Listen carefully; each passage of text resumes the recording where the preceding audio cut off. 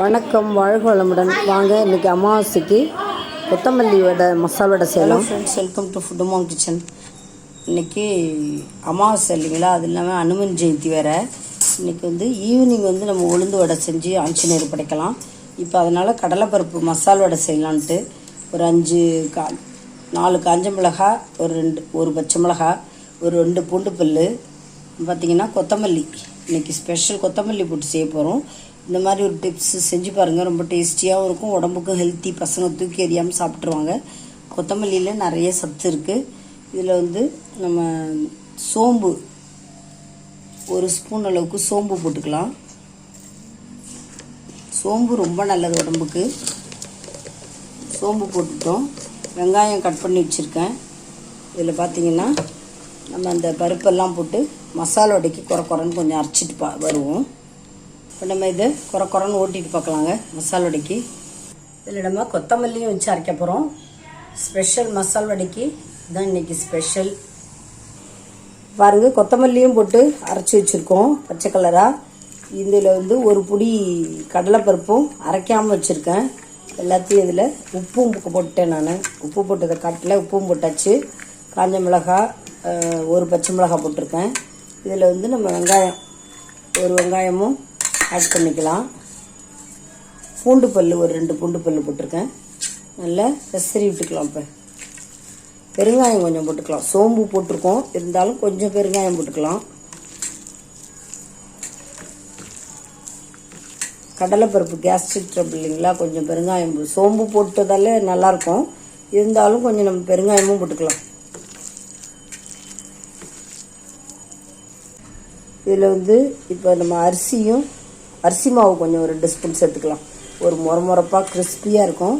நல்லா 2 ஸ்பூன் அரிசி மாவு சேர்த்துக்கலாம். கொஞ்சம் பார்த்தீங்கன்னா இஞ்சி கூட துருவி போட்டுக்கலாம். நம்ம பெருங்காயம் போட்டுக்கலாம்.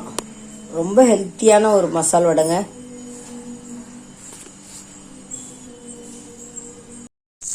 பாருங்கள், நம்ம மசால் வடைக்கு உருட்டி வச்சாச்சு. ஈஸியாக இருக்கும். இந்த மாதிரி உருட்டி வச்சுட்டா மாவு அப்பப்போ உருட்டி வச்சுப்போம். கையும் இதுவாகாது, ஈஸியாகவும் இருக்கும், குயிக்காக. இப்போ நம்ம கடாயை வச்சாச்சு. கடாயை வச்சு எண்ணெய் ஊற்றி வச்சுருக்கு.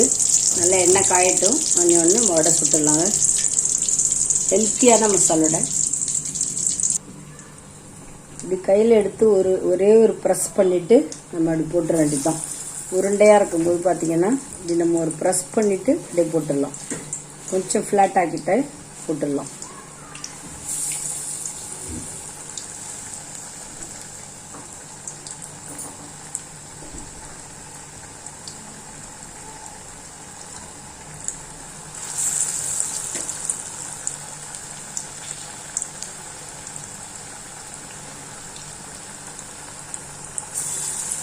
வேகட்டும். பரட்டி விட்டு எடுத்துடலாம். நம்ம பொறுமையாக வேகட்டும். இந்த மாதிரி மீதி இருக்கிற மாவையும் நம்ம உருட்டி வச்சுக்க வேண்டியதுதான். இந்த மாதிரி உருட்டி வச்சிட்டோம்னா ஈஸியாக இருக்கும். இப்படி பரட்டி விட்டுடலாம். இல்லை, ஒரு சைடு நல்லா வெந்துருச்சு பாருங்கள். நம்ம டைம் கொடுத்து இப்படி பரட்டி விட்டுடலாம். நல்லா மொறுன்னு வெந்தவுடனே எடுக்க வேண்டியதுதான். ரொம்ப எண்ணெயாக இருக்கும், உடம்புக்கு ரொம்ப ஸ்ட்ரென்த்து. கொத்தமல்லி போட்டு செஞ்சு பாருங்கள். பச்சை கொத்தமல்லி ஃப்ரெஷ்ஷாக போட்டு அரைச்சி பாருங்கள். ரொம்ப நல்ல டேஸ்டியாக இருக்கும், ஹெல்த்தியாகவும் இருக்கும், குழந்தைங்களுக்கு ரொம்ப நல்லதுங்க. வடை சூப்பராக ரெடி ஆகிடுச்சிங்க. ஒரு இடு எடுத்தாச்சு, அடுத்த இடு போட்டிருக்கோம்.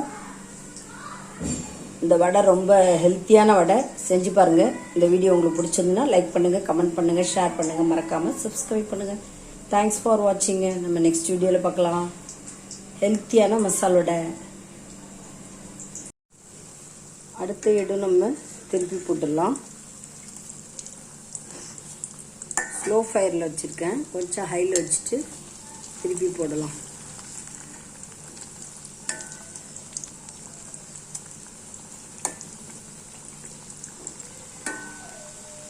இந்த மாதிரி எல்லாத்தையும் சுட்டு எடுத்துடலாங்க. எடுத்துகிட்டு படைக்க வேண்டியதுதான். ஹெல்த்தியான மசால் வடை சூப்பராக எம்மியாக ரெடி ஆகிடுச்சுங்க. வாங்க சாப்பிட்லாம்.